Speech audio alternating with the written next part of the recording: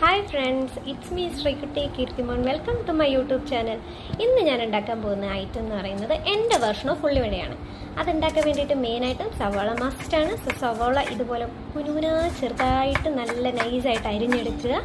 അതിലേക്ക് വേണ്ട വേറെ ഇൻഗ്രീഡിയൻസ് എന്ന് പറയുന്നത് ഒരു 3 സവാളയാണ് എടുക്കേണ്ടത്. അതിനൊരു 3 പച്ചമുളക്, ഒരു ചെറിയ കഷ്ണം ഇഞ്ചി ചെറുതായിട്ട് അരിഞ്ഞത്, അതുപോലെ തന്നെ നന്നായിട്ട് ചോപ്പ് ചെയ്ത കരിയാപ്പില. കൂട്ടത്തിൽ ഇതിനൊരു 1/2 ടേബിൾ സ്പൂൺ ഉപ്പും ഇട്ട് ഇതിന് വേറെ വേണ്ട 2 ഇൻഗ്രീഡിയൻസ് ഒരു 2 ടേബിൾ സ്പൂൺ കടലമാവും 2 ടേബിൾ സ്പൂൺ മൈദയും കൂടി ഇട്ട് നന്നായിട്ട് മിക്സ് ചെയ്യുക. ഇതിന് വേറെ എക്സ്ട്രാ വെള്ളമൊന്നും ചേർക്കേണ്ട, സവാളയ്ക്കകത്ത് വെള്ളമുണ്ട്.